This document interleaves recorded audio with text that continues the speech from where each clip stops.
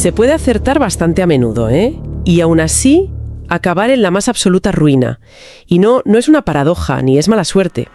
Es pura matemática. Hoy vamos a analizar por qué la supervivencia financiera tiene menos que ver con tener una bola de cristal y más con la aritmética más básica. Pues sí. Y para ello tenemos sobre la mesa una pila de documentos muy reveladora. Por un lado, comunicados oficiales de reguladores como la Autoridad Europea de Valores y Mercados, la ESMA, y su homóloga en Estados Unidos, la SEC. Esa es, digamos, la visión oficial, la que ve el resultado final. La foto del desastre, por así decirlo. Exacto. Y por otro lado, tenemos varios análisis sobre la matemática de la probabilidad y la estrategia. Estos nos explican el proceso, el porqué de esos resultados. Y esa es nuestra misión en este análisis, ¿no? Conectar los puntos, entender por qué un porcentaje tan abrumador de operadores minoristas pierde dinero. Y las fuentes sugieren que la clave no está en predecir el próximo movimiento del mercado. No, para nada. La clave es algo mucho menos glamuroso: sobrevivir al presente. Vamos a sumergirnos en la matemática que traza esa delgadísima línea entre la supervivencia y la ruina financiera. Para empezar a entender la magnitud del problema, creo que lo mejor es ir directamente a los datos de los reguladores. Tenemos aquí un comunicado de la ESMA de 2018 que es bastante contundente. Habla de prohibir ciertos productos, de restringir otros, todo para proteger a los inversores. No suena una recomendación suave, la verdad. En absoluto. Fue una intervención en toda regla. Y la hicieron basándose en datos que les dieron las autoridades nacionales de la Unión Europea. Esos datos, que citan en el documento, son la primera pieza del puzzle. Y es impactante. ¿Qué descubrieron? Pues algo que quizá mucha gente en la industria ya intuía, pero verlo en cifras. Descubrieron que entre el 74% y el 89% de las cuentas de inversores minoritarios perdían dinero. Concretamente, al operar con CFDs, los contratos por diferencia. Un momento. ¿Entre 3/4 partes y casi el 90% de la gente pierde? Eso es un porcentaje altísimo. No estamos hablando de un 50-50. Es una carnicería. Totalmente. Y no hablamos de pérdidas pequeñas. El rango de la pérdida media por cliente era enorme. Iba desde los 1.600 euros hasta los 29.000 euros. Son cifras muy serias. Mucho. Y la ESMA fue muy clara señalando las causas.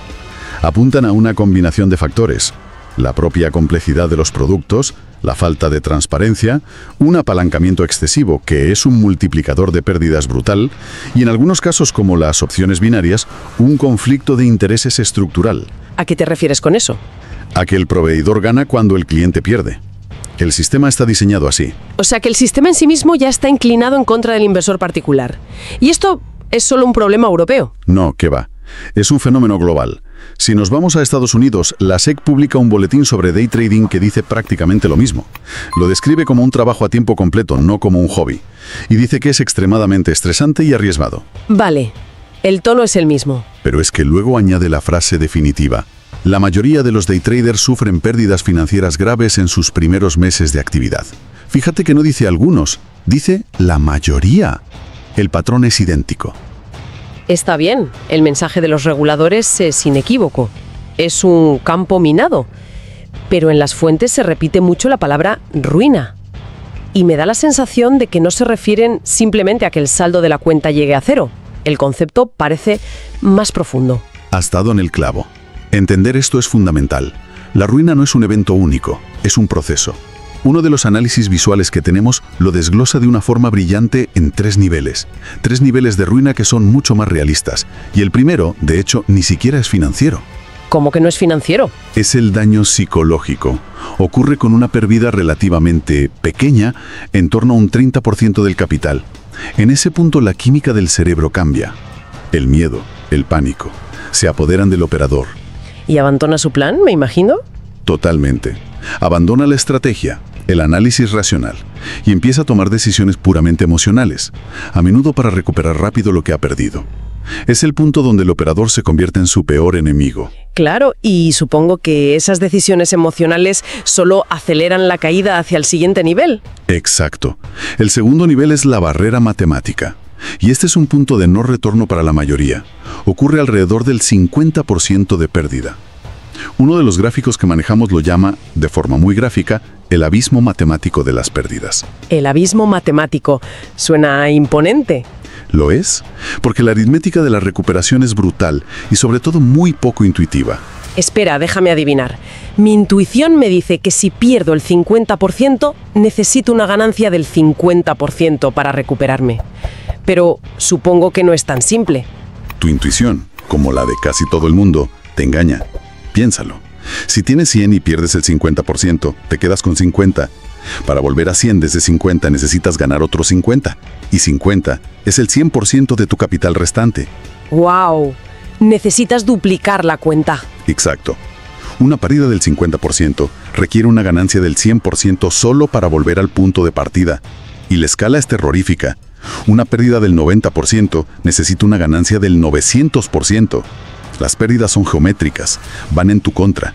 Es que un operador que ha perdido la mitad de su cuenta ya no necesita ser bueno, necesita ser un genio. Y justo cuando su confianza está por los suelos. Ahí está la clave.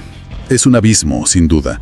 Pero es que aún queda un tercer nivel. El golpe de gracia. Sí, la muerte operativa. Aquí es donde el concepto de apalancamiento que mencionaba la ESMA se vuelve destructivo. Si operas con margen, o sea, con dinero prestado por tu broker, y tus pérdidas llegan a un cierto umbral, el broker no te va a llamar para preguntarte qué tal estás. No. Automáticamente, de forma forzosa, liquida tus posiciones para recuperar su préstamo. Es un margin call, fin del juego. Y como advierte la SEC, en una cuenta de margen, las pérdidas pueden superar tu inversión inicial. Puedes acabar debiendo dinero. Vaya, entonces esto va mucho más allá del trading. Estamos hablando de una ley matemática fundamental sobre el riesgo. Me recuerda al problema clásico del jugador en un casino. El jugador tiene un capital finito. Mientras que la casa tiene un capital prácticamente infinito. Aunque el jugador tenga una buena racha, el casino siempre puede aguantar más. Es exactamente esa analogía. Y eso tiene un nombre, ¿verdad? Sí, en la teoría de la probabilidad es el problema de la ruina del jugador. Uno de los documentos que tenemos, de John D. Norton, lo explica basándose en los trabajos del gran matemático William Feller. Y la conclusión es devastadora. Incluso si tienes una ventaja estadística a tu favor, un edge, si apuestas una fracción demasiado grande de tu capital en cada jugada, la probabilidad de que acabes en la ruina a largo plazo se acerca al 100%. Pero, ¿cómo es posible? Incluso teniendo ventaja. Porque en cualquier juego de probabilidad existen las rachas. Es inevitable. Habrá rachas ganadoras y, de forma inevitable, habrá rachas perdedoras. Si el tamaño de tu apuesta es demasiado grande, una de esas rachas perdedoras, que estadísticamente tiene que ocurrir tarde o temprano, te saca del juego. Te vacía la cuenta antes de que tu ventaja a largo plazo tenga tiempo de manifestarse. Entiendo. El casino sobrevive porque cada apuesta es una fracción minúscula de su capital. Exacto. Por eso, la única variable que un operador puede controlar totalmente no es si la próxima operación será ganadora o perdedora. Eso es incierto. Lo único que se puede controlar al 100% es cuánto estás dispuesto a perder si te equivocas. El tamaño de la apuesta. Esa es la conclusión central de todos los análisis, entonces. Sin duda.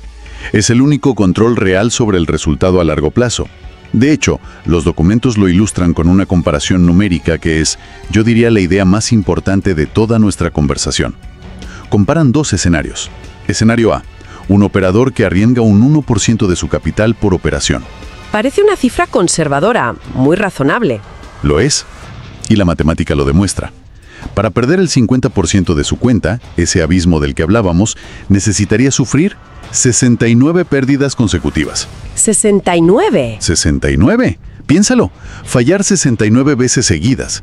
Con cualquier estrategia que tenga un mínimo de lógica, una racha así es tan improbable que roza lo imposible. La supervivencia está casi garantizada. Vale, 69 es un número que da mucha tranquilidad. Y el otro escenario, me temo que no será tan optimista. Es el escenario B, un operador que arriesga un 5% del capital por operación. Y ojo, no parece una cifra escandalosa, ¿verdad? Solo un 4% más. Pero el resultado es catastrófico. Para perder el 50% de su cuenta, este operador solo necesita unas 14 pérdidas consecutivas. 14. Sí. Y aquí está el kit de la cuestión. Una racha de 14 derrotas no es un evento de cisne negro. No es mala suerte. Es algo que cualquier operador activo puede y debe esperar encontrarse en su carrera. Es normal. La diferencia entre arriesgar el 1 y el 5% no es lineal. Es la diferencia entre la supervivencia y la ruina. Entendido. Si el problema es apostar una fracción demasiado grande, la pregunta obvia es, ¿cuál es la fracción correcta? Me imagino que no hay una única respuesta. ¿Qué dicen las fuentes sobre cómo abordar ese cálculo? Exacto. No hay una única respuesta, pero sí hay metodologías probadas. Las fuentes describen 3 enfoques principales, que van del más simple y robusto al más complejo y teórico. El primero, que se considera el estándar para la supervivencia, es el método de fracción fija, o fixed fractional. ¿Y en qué consiste? La idea es muy simple. Arriesgar siempre un porcentaje fijo y pequeño del capital total. La norma general es moverse entre el 0,5 y el 2%. Y el cálculo para saber cuánto comprar es capital total por porcentaje de riesgo y todo eso dividido por la distancia al stop loss. El stop loss es el precio al que asumes la pérdida y cierras. Correcto. Esto pérdida máxima controlada. Ah, entonces el sistema se autocorrige. Si empiezas a perder, tu capital total disminuye.